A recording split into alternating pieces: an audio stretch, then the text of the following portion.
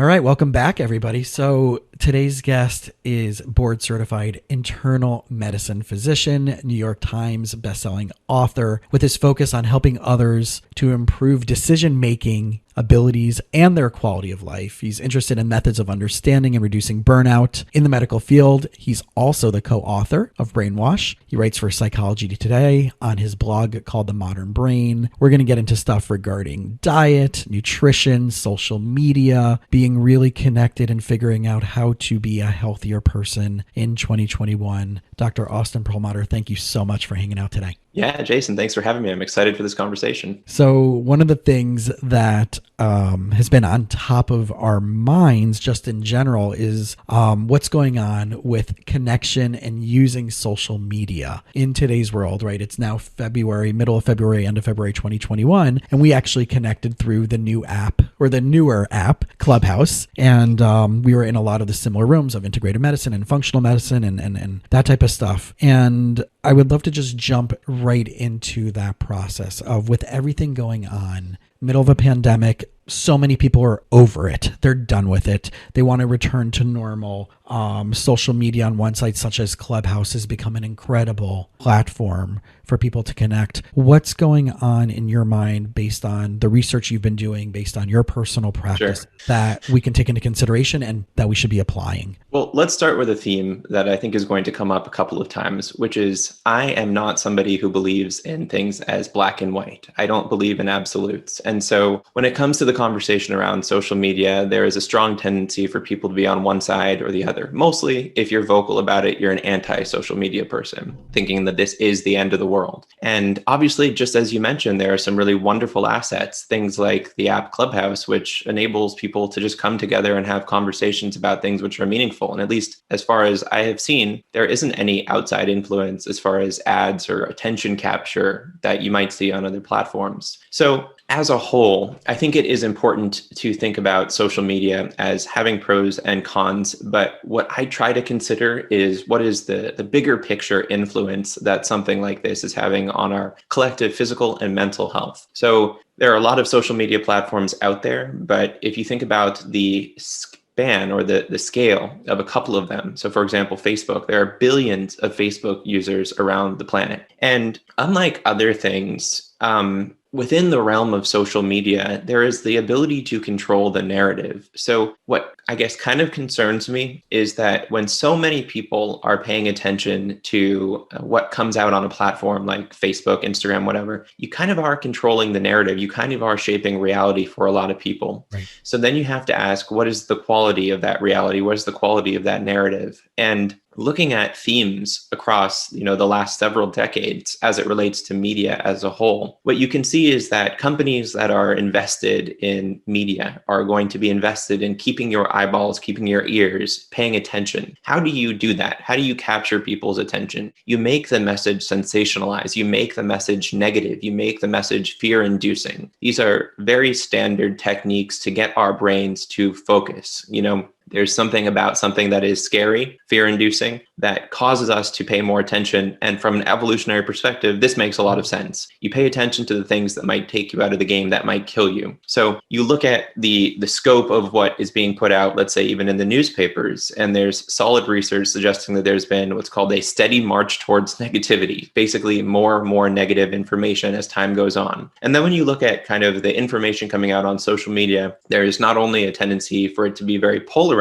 So my political party is the greatest one, yours is the worst. But also there's a tendency for it to kind of induce a tribalism, an us versus them type of mentality, to induce fear there as well, with everything is going wrong in the world. And what this does is kind of activates a part of our brain, a more primitive part of the brain called the limbic system, specifically an area called the amygdala. This isn't necessarily a bad thing. We need this part of the brain to be functioning, to be online. But when it's overactivated and for longer periods of time, it actually changes the patterns of our thinking so that we're thinking and behaving from a more impulsive, more fear-based perspective. And as I'm sure you know well, overactivation of this part of the brain and a decreased connectivity between this part of the brain and the part of the brain called the prefrontal cortex is associated associated with conditions like anxiety. So this was a very long answer to your question, but I wanted to set the stage for some of these things that are happening in the brain as a reflection of what's going on with social media, because the bigger thing that I'm trying to get people to understand is as it relates to the things that we care about, which I would argue in many cases are good physical, good mental health, and everything else is kind of a surrogate for that. Those are outputs. Those are a reflection of the quality of our inputs. So if you think about this very basic machine, which is the human brain and body, if we're feeding it quality inputs, we're having a much higher likelihood of getting quality outputs.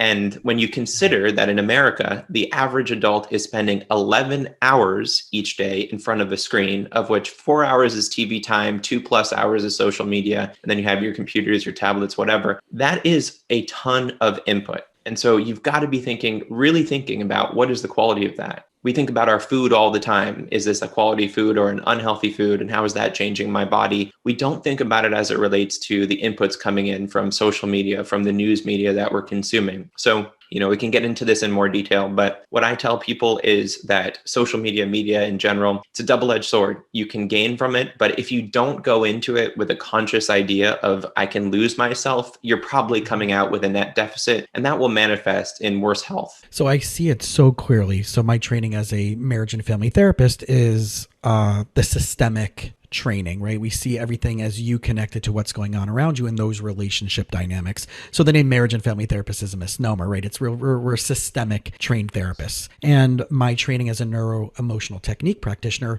is spot on to what you were just saying about the limbic system and the amygdala and all that training of how we can help reset that and the physiology of stress and the nervous system response to that, which manifests in physical and emotional symptomology, is my wheelhouse. And our listeners have heard multiple people in the past get into the different angles of that.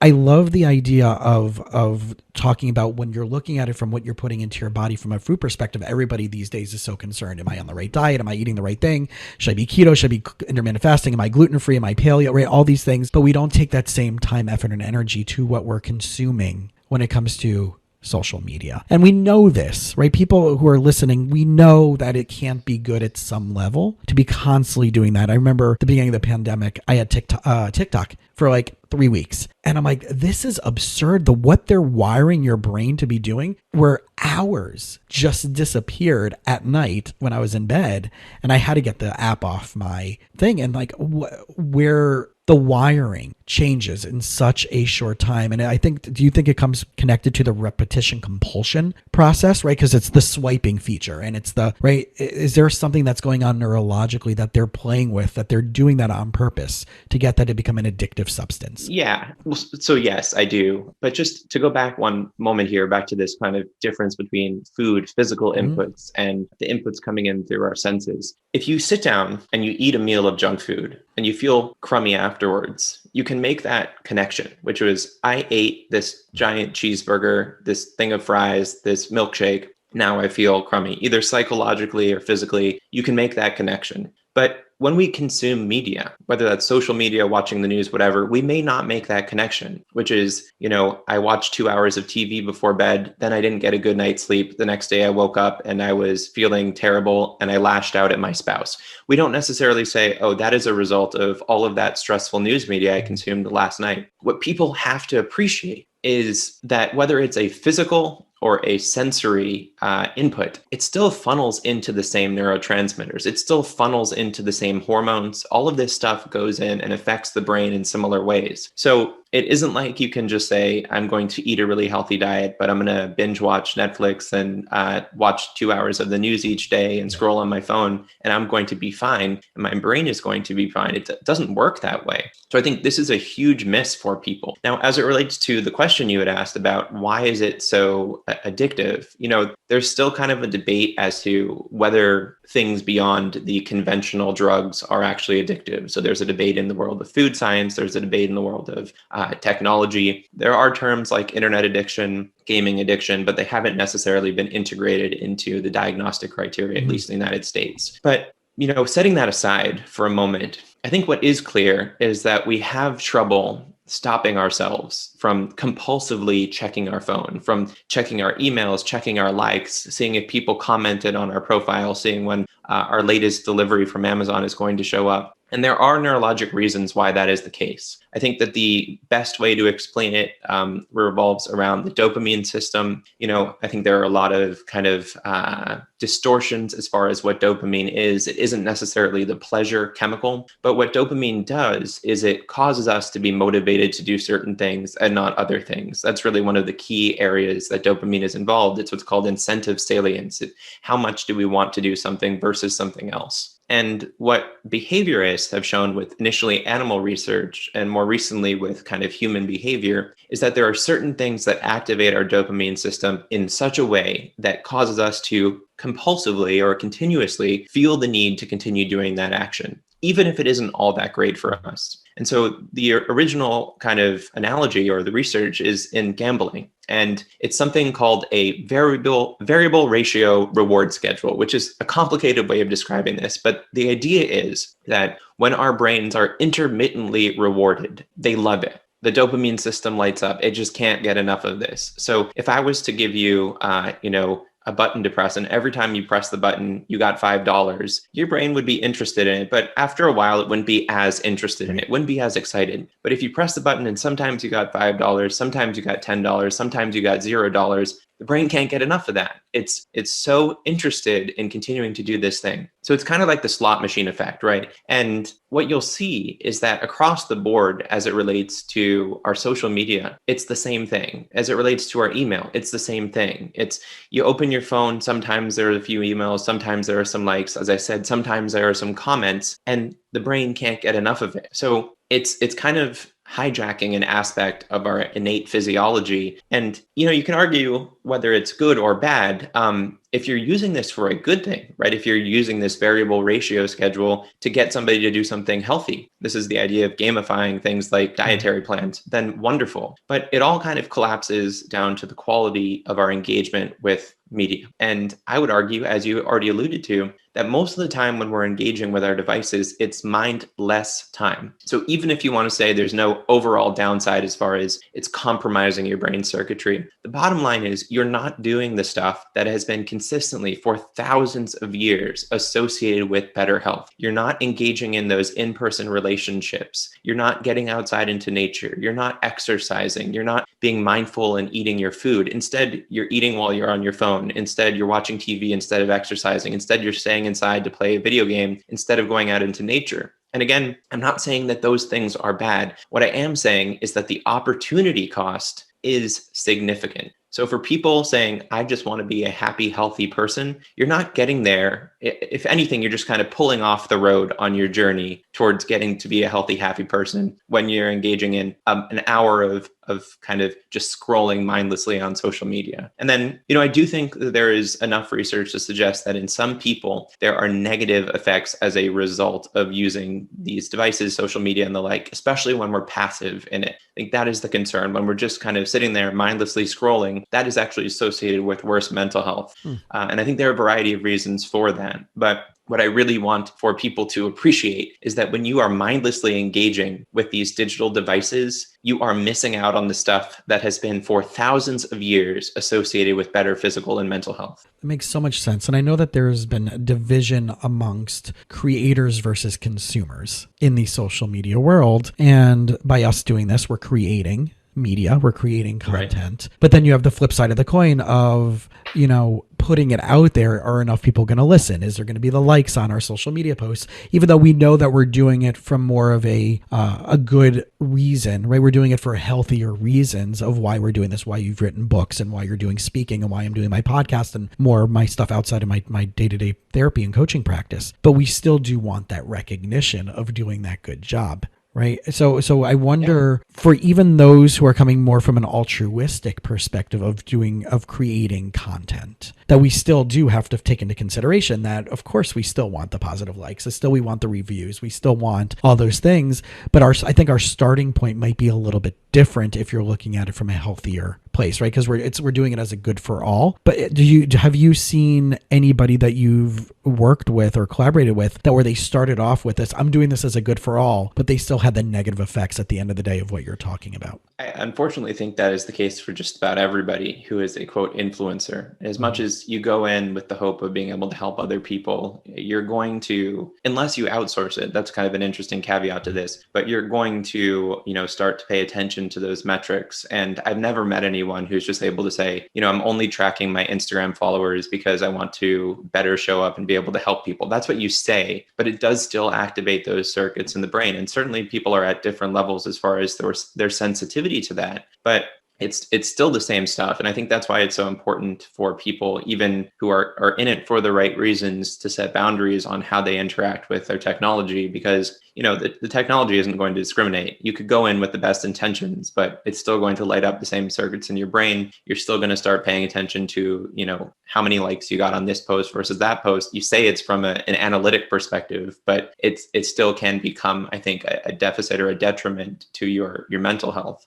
Similarly, you come into these things with the idea that you want to educate other people, let's say, but you realize that the way to reach people is to convey information in a certain way. That if I was to be here in this podcast with you and just say basic stuff like you want to eat less processed food, you want to try to turn off your phone for a couple hours of the day, people will hear that, but they won't connect with it. In order to connect with people, you have to have an emotional charge to your information. Even when you look at studies, right? If you publish a study and it says something really interesting, it's only when that gets converted into a news media message that has some emotional charge that people start paying attention to it. And that's why I think it's people in general need to pay attention to kind of these rules of influence and these rules of basically appreciating how the brain makes sense of information. Because if you're not aware of it, you're going to have your attention and your decision making kind of subverted by whoever is the strongest influence around you, whatever the strongest gravitational pull is. But once you start to appreciate how easy it is to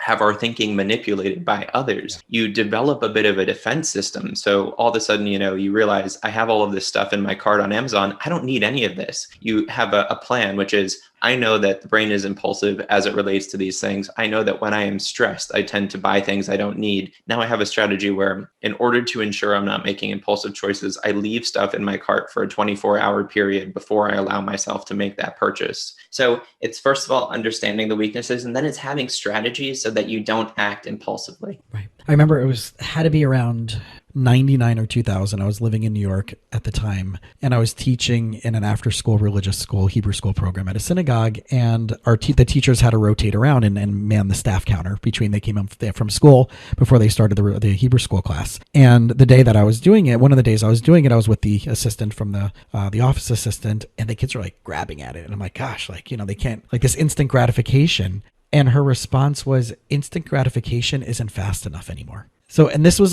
right, we're talking 2000, right? 99, 2000, 2001, where this was instant messenger was right? That was the thing around that time. And Harry Potter. So we're just to to date myself at, as far as what's going on, there was no, it was MySpace. There was no Facebook really. There was no instant, there was none of what we're talking about now. And if that was the context of instant gratification isn't fast enough in 1999, where are we exponentially in 2021? There's a lot of conversation about how our world has devolved into one of instant gratification, how our attention spans have shrunk. I think there's kind of a bifurcation there where some things have gotten longer. For example, podcasts. People listen to an hour-long conversation. That's an attention span, right? But also they want their videos in 30-second clips, or as you said, TikTok style clips. So I do think that overall there's been a shift in the way that we spend our attention as it relates to instant gratification. Again, getting back to how humans make decisions and what made sense.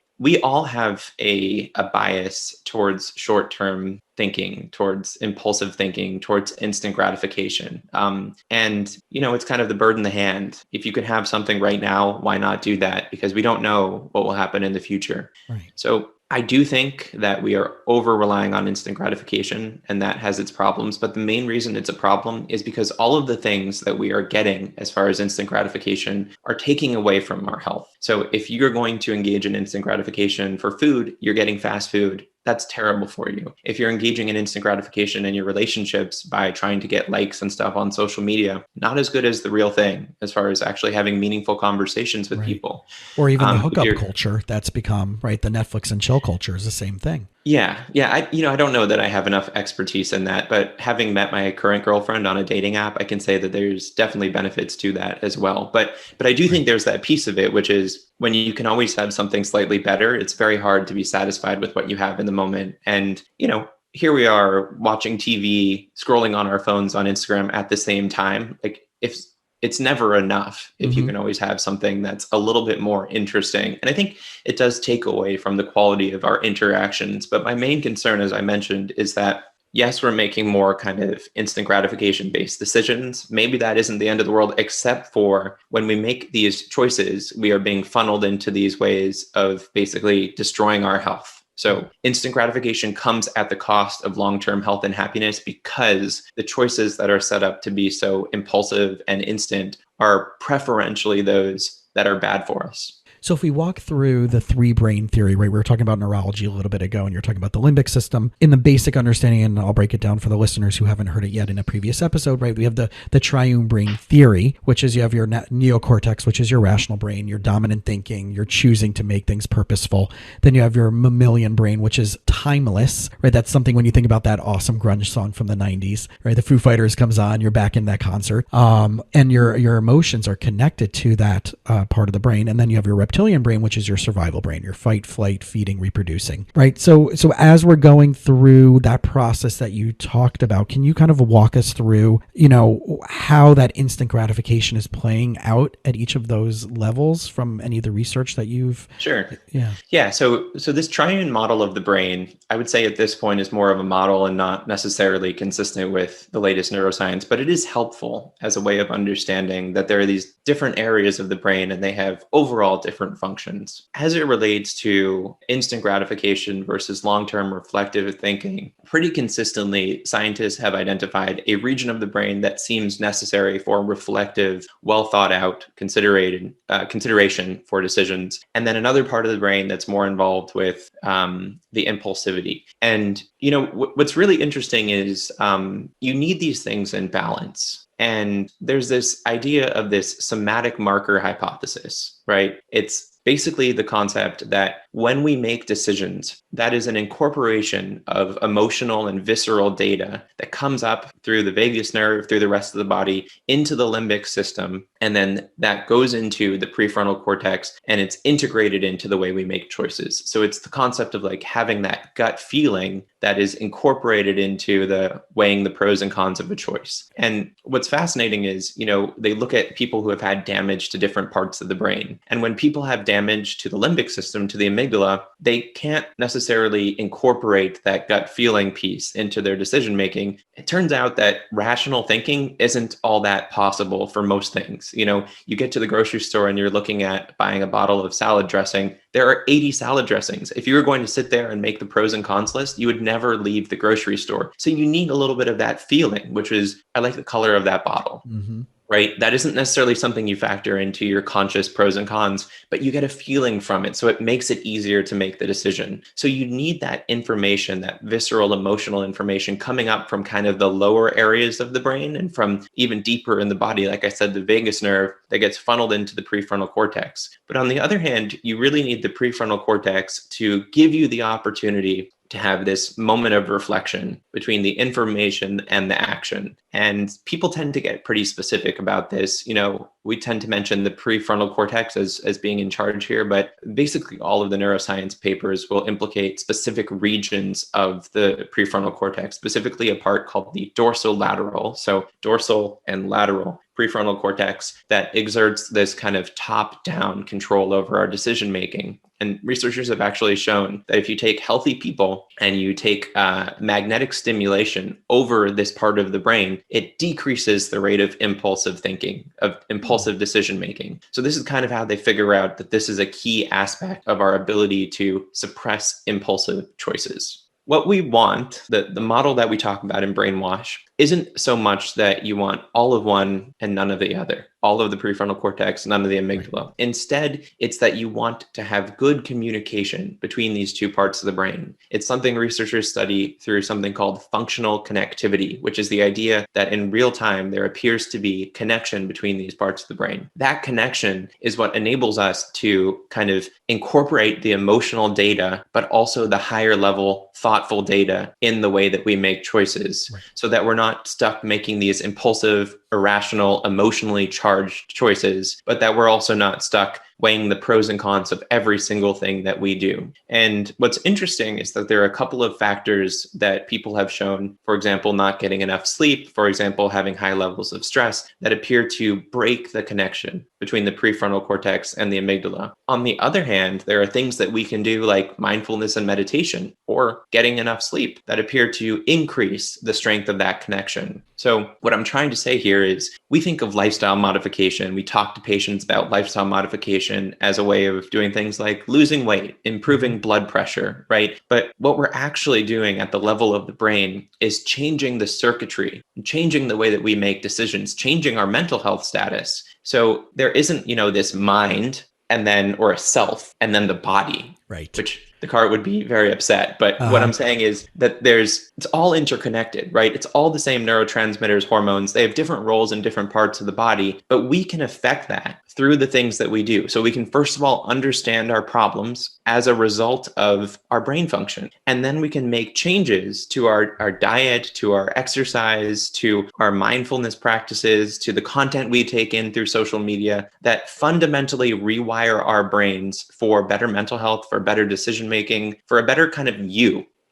This self, this unchanging self that is independent, it's not really a thing. We are always changing. Who we are is always changing. Once we get on board with that, we're so much better able to change that for the better. And I think it opens the door to so much curiosity and also to empathy, because you're no longer blaming somebody's identity for what they do. Instead, you're saying, what might be going on in their brain and body? And if they're interested, if they're coming to you and they want help, it's not like the only thing that you have in your toolkit is to say, well, let's work on, some psychological concepts of who you are as a human. Instead, let's say, maybe we'll work on your blood sugar, right? Because we know long-term elevated blood sugar changes decision-making. So I know I said a lot, but this is such a key concept is you get rid of this idea of an unchanging self, and then you get into the idea of the fact that you're always changing, right? You embrace flux, you embrace change, and then you try to make that change shift towards a more positive, beneficial, healthy state. Everything you said is pretty much the comprehensive approach that I take as a therapist, where through my neuroemotional technique world, we're trained to look at it the way that Dr. Walker, the founder of it, came up with the home run formula. And you have to touch all four bases and connect with all four bases in order to have a person be at their healthiest, successful potential. So we look at it as first base are all the emotions, and what I can do either as a talk therapist and using this NET modality. Second base would be toxins. What has the body been exposed to that the body's still carrying toxicity-wise that needs to be taken out, right? Pesticides and anything else that they've been exposed to, environmental stuff like that. Third base would be nutritional deficiencies. So we're talking about, right, anything that could be going on. If you're talking about like leaky gut, is it blood sugar handling, hydrochloric acid for digestion issues, other supplementations, vitamin B, vitamin C, vitamin D. Right now we know there's tons of research going on with COVID and vitamin D. And then home plate would be structural. And you and I both know this, is that a structural physical symptom can come from the downstream of your emotions of toxins and nutritional deficiency, right? So my job as a therapist is to assess, is that actual chronic pain coming from one of those other areas? Now, I'm not putting my hands physically and doing any manipulation or physical therapy, but I've seen constantly in my practice over the years since doing this modality that I've helped relieve and get rid of chronic pain due to solving an emotion, a toxin, and a nutritional deficiency. And that cascade really does, one can affect all those other things, right? You can have a chronic pain from the emotions. You can have a toxicity issue that's affecting your biochemistry, which is an emotional thing. Like you said, blood sugar, the first thing I'm always checking with my clients is what's their blood sugar handling when it comes to emotional stuff. And I know that in the world of integrative and functional medicine, that therapists really do need to probably bone up their expertise on this, because we have no no training on nutrition. We don't really have training. No one talks about the research on sleep. No one talks about the research on organic food or processed food, or, which I wanted to pivot the conversation into inflammation, which I know is something that you're a heavy hitter on. So let's talk a little bit about what is inflammation? I know we can talk about C-reactive protein and all that other stuff, but when it just comes to nutrition and diet, and then I know what you were talking about before about consuming media, the inflammation that it can cause just from what's around us that way. So what's your definition of inflammation? And what are some of the things that the listeners can do to identify whether that is what's going on for them and also to change their lifestyle around that? Right. Yeah. So inflammation gets a whole lot of play in conversations. Inflammation gets blamed for everything, right? I'm pretty sure inflammation is responsible for the lost socks that went into the dryer. And everyone has a definition of what it means. The scientific definition is pretty concrete as far as acute chronic inflammation, and it has to do with certain processes that occur at a cellular level with activation of parts of the immune system. Where I would start is to understand that inflammation is a state of the immune system, right? So people tend to separate these things. There's inflammation and there's immunity. Not really. Inflammation is an activation state of the immune system. And inflammation isn't a static thing where it's you have it or you don't. It's always going to be changing because it's a reflection of certain cells, certain cytokines, which are these kind of messengers in the immune system. So what I think is more helpful is to understand where inflammation is problematic for our health. And this is specifically related, for the most part, to chronic inflammation, to a low-level, smoldering, inflammatory activation of the immune system. This is the one that is linked to heart disease, to diabetes, and also to worse cognition. So inflammation, you mentioned CRP, markers like that predict people getting dementia, Alzheimer's dementia, decades later. So there is this correlation between an altered or dysregulated state of immune function now and worse cognition, worse physical and mental health in the future. What I think people should start to understand more of is, again, this divide between the self, the mind, and the body is not a real thing from my perspective. And that inflammation, while it may have the effect of causing you to have a swollen, painful joint, if it's in the knee, in the brain, can have very different effects. You're not going to feel swelling. You're not going to feel pain necessarily in your brain. I mean, you might have a migraine, but in the brain, what we know is, again, long-term associated with worse mental health, short-term associated with, worse cognitive health, but short-term associated with worse mental health. So inflammatory markers, an activated state of inflammation predicts depression. And it's actually a pretty significant correlation. But most recently, researchers have shown that when you cause inflammation in a person's body, you can do this in a couple of ways, that it lowers the quality of a person's decision-making in that it makes them more impulsive. So what we're saying here is that this concept, inflammation, that we might associate with poor gut health, with heart health, with long-term cognitive health, is actually something that is influencing our thinking, our mental health on a moment-to-moment, day-to-day basis. And so working backwards from this, I think it's critical that we ask ourselves, what are the things in our lives that are unnecessarily causing inflammation? Because it turns out you actually need a little bit of inflammation. And this is one of the reasons that exercise is so good for us. But when we get it in kind of consistent doses, either through our foods or through our news consumption, through our social media consumption, because stress is actually one of the key pathways that activates chronic inflammation. So if you're chronically stressed, leads to chronic inflammation, then you're going to see a lot of these negative effects on your brain function. So I think it gets back to the question of your inputs. Are your inputs quality? I think that for most people, they don't appreciate that when they're watching hours of the news and feeling anxiety, feeling stress, that's actually a pathway towards inflammation and worse thinking. I think more people understand the role of food and inflammation. And, certainly we can go into detail as far as what I recommend as a general anti-inflammatory diet. There are different kind of perspectives on what that looks like, but really a lot of that comes down to supporting gut health, supporting a healthy gut barrier, because a lot of inflammation is actually a result of bacterial components and other stuff getting through the gut lining and activating the immune system. But yeah, I think that, there's nuance to it. There's nuance to everything. Inflammation isn't bad, but when it's sustained at high, well, I should say sustained at really low levels in the background for years at a time, that seems to be one of the underlying drivers of the majority of our chronic health conditions. What do you think some of the tests that people should take if they're going to their doctor, they're hearing this episode and they're reflecting like, wow, this is really what's going on for me? And again, I see this all the time. And in fact, one of the conditions that I'm now making with anybody that's coming in with any chronic type of issue, and my practice is kind of the worried well. It's the average person who's going through some stuff and maybe some anxiety, maybe some depression, some major life changes that are going on. But I don't work with severe mental health issues. I don't deal with high conflict issues, stuff like that. But anxiety, depression, those general things that we as humans go through. And I'm now making it like, when was your last lab? And I'm finding over and over again that the labs are being done incomplete, that they're not checking certain things. They're not checking thyroid. They're not checking vitamin D. They're not checking some of the other things I would check for some inflammation on what they would call the comprehensive metabolic panel. So what are some of the things that when a person after this episode goes back to their primary and needs to advocate for themselves, which is a whole nother conversation, because my sister this morning just told me, like, when she asked for a vitamin D test, like the doctor rolled her eyes at her. You live in Miami, like, that's like the common thing. And I'm finding massive clients with vitamin D deficiencies up the wazoo. What are some of the absolute must tests when they're doing a lab to help indicate what direction they should be going in to take the next steps, whether they're going to work with a functional medicine or a nutritionist or whoever, a specialist? Yeah. Well, before I get to that, I would just advocate for people that you don't need labs to make these changes. Labs can help you, to motivate you. They can give you directionality, and they're especially relevant in conditions of extremes.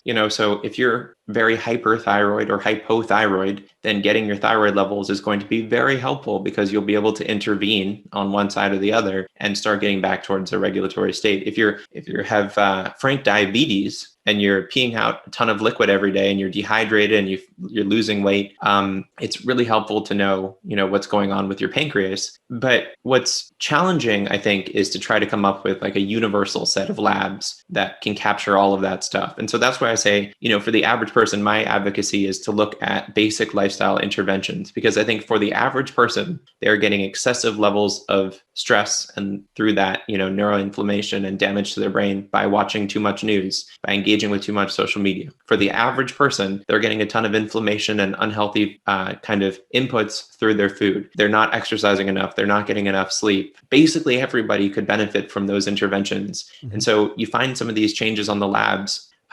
That's great. And it's great if you have somebody that can work through that. Maybe you have a specific issue with your cortisol regulation. Maybe there's something specific going on with your immune markers as it relates to inflammation. But, again, I think that the first step for most people, unless something is really problematic and you need urgent care, is to start looking after some of these basic lifestyle variables.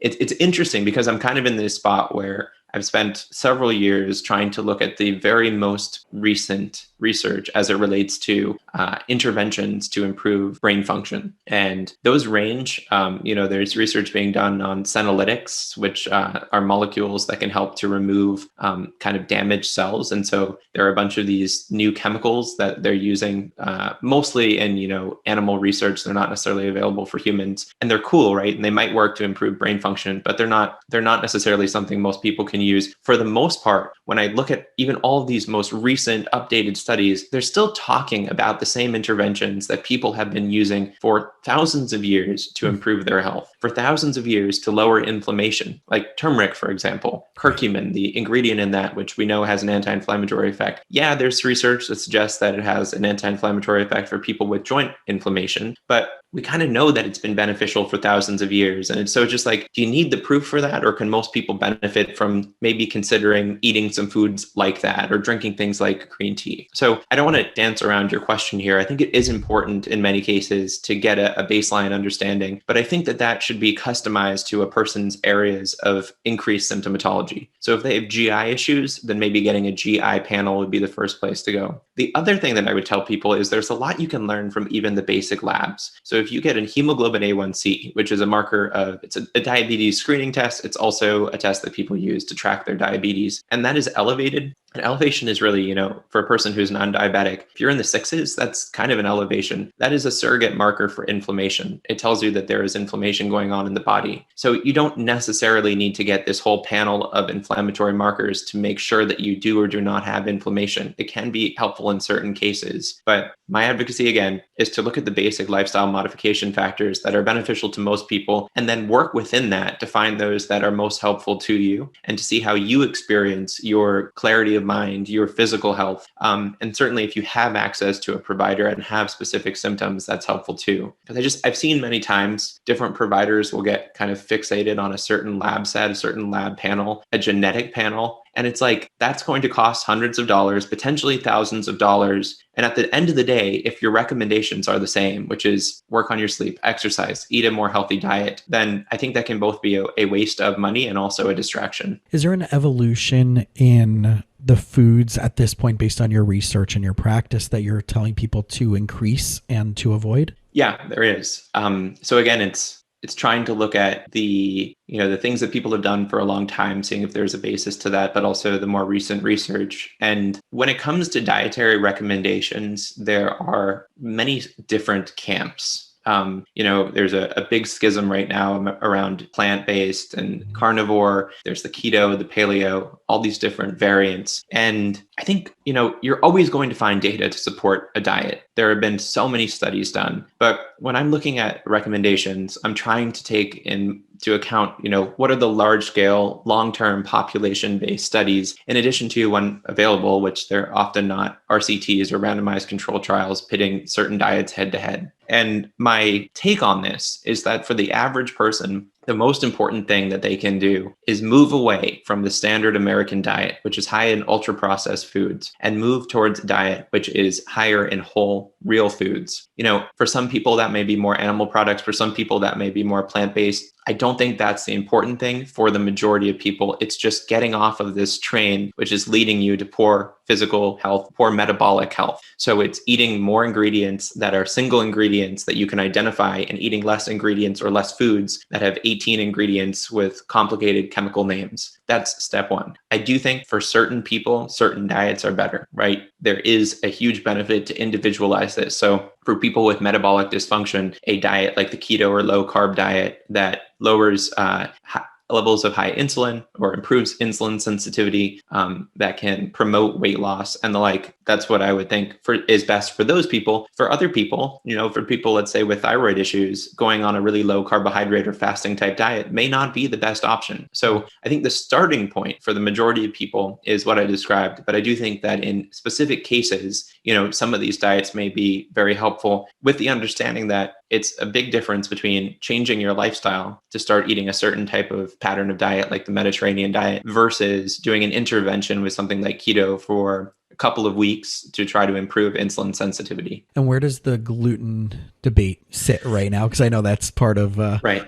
family research. History. Yeah. So it's funny. I've actually kind of shied away from trying to talk about gluten just because it is something that my dad has spent so much time on. I am of the mind that obviously if people have gross gluten insensitivity as a person with celiac disease, obviously that's not a good call, and that there probably are other people with gluten sensitivities that don't necessarily qualify as celiac. I don't eat a lot of gluten, but it's more because, the foods that I eat tend not to contain gluten than it is me actively avoiding it. So again, I won't necessarily comment on that research because I've been, you're actually the first person that's asked me about gluten, which is kind of shocking. But I think it goes into the list of variables that for a person may be worth considering. If you're considering something like a GI elimination type diet, it's something to look at. If you have a lot of GI symptoms, I think it is something to look at. If you're looking at ways to overall improve inflammatory markers, there's research suggesting that gluten can disrupt the intestinal barrier even in people who are otherwise healthy. So it might be helpful there, but it isn't like one of my top variables that I go to as far as ways of optimizing cognitive function. Because I know the reason for me, from my perspective of asking that question, is for years, I didn't realize that it was actually a sensitivity. I got the celiac test, all that stuff, and it never showed up on any of the, an endoscopy and biopsies. But I know that when I have a combination of wheat, yeast, and sugar, I have a lot of physical Yeah. responses to it, right? So I know for some people, right, everybody's talking about, well, is it the wheat and is it the glyphosate? Is it the pesticide that they use? Is it the actual gluten, or is it a combination of yeast and that? Is it the sugars? Is it fermenting in your body, right? Is all those different things. And I know people like going from the gluten conversation, which, right, there's all these cross reactants. And I know that people have mood effects connected to it. And I know that some people are saying like, kombucha and some fermented foods, right? There's that debate of like, this is really good for the gut health, and the gut health is about, right, the dopamine and the serotonin that's created in your gut connected to your brain. And then there's people who are saying, no, stay away from fermented foods, stay away from kombucha, stay away from all those type of things. Yeah. As it ties back into neurotransmitter creation in your gut. And that was, I guess, maybe my angle of what your thoughts were, right? When people talk about that gut brain connection, kind of circling it back, for me, I know personally, it's been like, I've been gluten-free for a while, and I know that I can have within a 5-minute reaction or a 2 to 3 day reaction from it. That for years it took, no one figured it out. And it was by my own process of elimination. So that's relevant for you, right? Mm-hmm. Like that is concrete data in an N of 1 study that it's probably something that you should avoid. So, I think those are the types of things when people are interested, when people are motivated to do those elimination diets and find out what is or isn't good for their body, it's ideal. A lot of people just want the solution, which is take this pill, do this thing, and everything will get better. And then when it doesn't work for them, it's right back to the drawing board. And it isn't kind of like a systematic process, kind of like what you're describing. So I think for motivated people who have an interest in and a background in some health stuff, these are the types of things that are so great because they give us a better understanding of what's happening in our bodies. But I just hesitate to make the universal recommendations to people as a first line of therapy before we've tried lifestyle modification. For sure. So taking that back into the lifestyle modification, there's the mindset component, right? And this is, I would say, what they're already thinking about their capabilities of being able to achieve this. Mm-hmm. And there's the field of epigenetics, right? Of being able to modify and change your genetic predisposition in a way. And a lot of people, and I hear this comment, and I'm sure you have as well, but my family history is this, or my body type has always been that. How would you help people approach that from that perspective of empowering them to let go of that story so they can have the productive changes, like you said, this lifestyle modification? Right. So there are a couple of key things to think about here. First is, do our genes play a role in our health? Yes, absolutely, 100%. But it's not necessarily the code of our genes that matters so much as it's the way it's expressed. And so the way that I've heard this explained before is when it comes to things like certain genetic predispositions to diseases, your genes load the gun, but you have to pull the trigger, which means it's your choices that influence the way that your genes are expressed. And as it relates to this concept of epigenetics, that's basically this idea in action, which is epigenetics, the idea that there are changes to the way your genes are read that influence your health significantly. It is an alteration in kind of the whole conceptualization of what genes do, because you could have genes that predispose you to a disease that don't get activated. You could have genes that predispose you to health that you could target through specific lifestyle modifications to increase the expression of certain proteins that have an anti-inflammatory effect. So in many ways, this is kind of like the idea of neuroplasticity, right? Which is that your brain is always rewiring itself depending on the inputs that come in. Similarly, your genes are always being expressed in a different way depending on the inputs that you put in. It really does put the power into your hands as far as quality of your decisions influencing your kind of fate, your health fate. And you mentioned mindset with that too. There's fascinating research about how optimism can improve health outcomes compared to pessimism. And we know that these are things that influence every aspect of our physiology, from our genetic expression to our telomeres. So there are a lot of paths into this, but I think the take-home idea here is that basically everything within our bodies is in flux, and many of those things can be modified by the decisions that we make. Not all of it, right? So there are certain genetic diseases that, despite our best efforts, are going to come out and cause problems. But as it relates to a lot of these genes that predispose us to chronic disease conditions, things like perhaps type 2 diabetes or heart disease or even Alzheimer's, there's a lot that we can do to change the way that those are expressed. So because you finished medical school how many years ago at this point?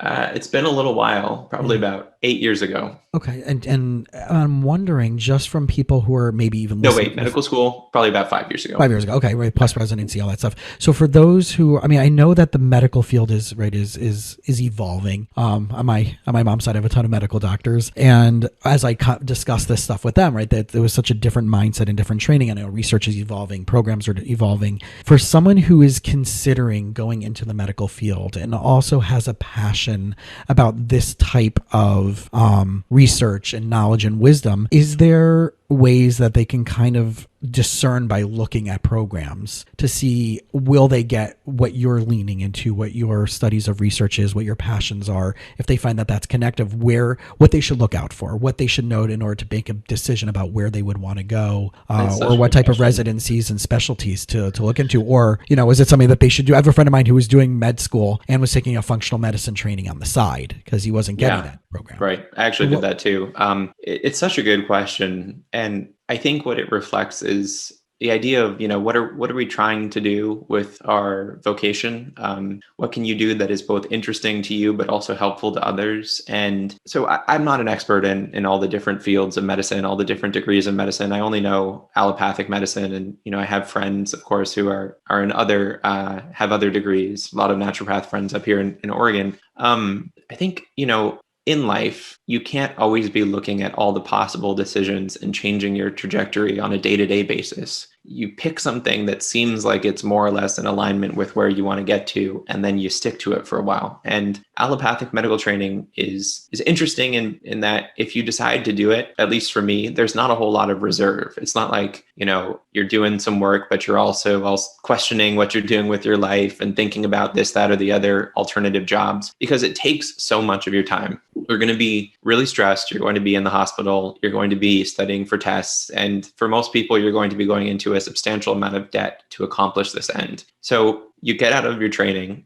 your basic medical school training, and then you get to apply for residency, whether that's psychiatry or internal medicine, what I did, or, neurology. These are all options. You have to think about, I think, where you want to go as far as what's interesting to you and the message you want to be putting forth. And unfortunately, you also have to think about how people will see you and what your degree might do as far as getting people to listen to you. That's just the state of things right now. So if you get an MD, people will take you more seriously than if you get other degrees. And I don't agree with it. It's just kind of the way it is. So I've been very lucky in that I've been able to morph what I do now into what is more consistent with what I care about. But I think what's challenging is that many people get out of their medical training and they find themselves in a lot of debt, and they find themselves needing to do a job they don't really like in order to pay off their debt. Next thing they know, they've purchased things that were expensive, like a house with a giant mortgage, a new car, and they're doing their job longer because it's essential for them to be able to pay this stuff back. And then, it may not necessarily relate to what they want to be doing in their lives, to higher quality of life. So that's kind of a more career guidance, which is basically to talk to people who actually have the outcome that you're looking at and make sure that it is what you thought it was. But if a person has a fundamental desire to improve human health, there are so many ways that they can do that. I would just say, find the stuff that is interesting to you, and then find the Venn diagrams between subjects that haven't been explored in enough detail. And then whether it's a podcast or what you do in your clinic or a book that you write, you become the content expert on that Venn diagram. So if it's stress in the immune system and gut health, you find that little slot and you become that person, and make sure it's something that is interesting to you. But I think that's the way that we have the possibility of really moving the ball down the field as it relates to things like functional or integrative medicine, because you are integrating multiple areas of research. And,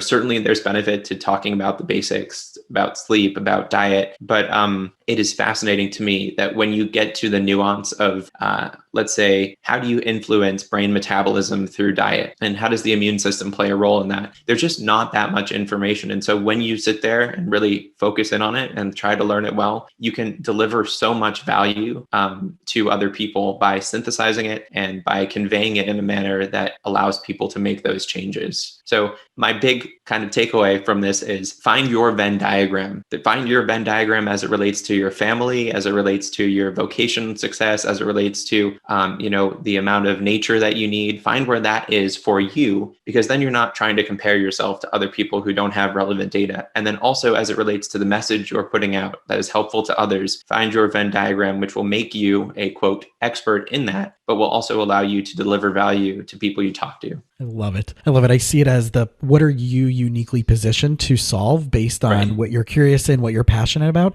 And it could even be something from your own story that you had to do based on your sheer will to get through it.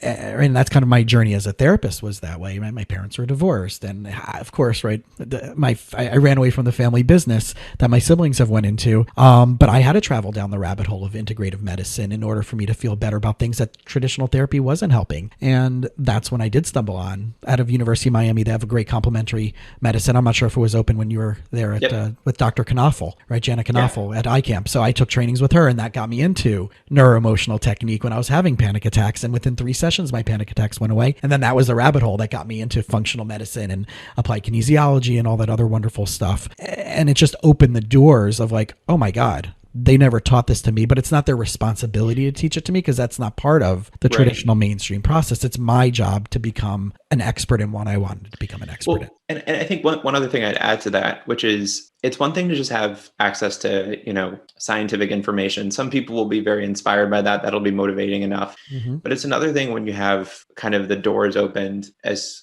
to your understanding of what reality is and what it isn't. I had a call with a girl who was applying to medical school recently, and she was asking me for advice on, what is the stuff that I should be reading? What are medical books that have been helpful? And I said, the book I recommend that you read that I think would be most influential and most helpful is The Untethered Soul by Michael Singer. And there were a number of reasons why I said that, but there are those moments where you see things in a different way, and that changes everything about your path forward. And there's a tendency in the world of medicine to put all your eggs in this basket of, quote, science. And while science is fantastic, it isn't necessarily motivating enough for people in their personal lives to continue to do what is necessary to be a good provider. And so once you can incorporate just a little bit of this existential, metaphysical, whatever you want to describe it, piece to what you're doing, and appreciate that answers are not so concrete as we want them to be, and that science is still just trying to explain the things that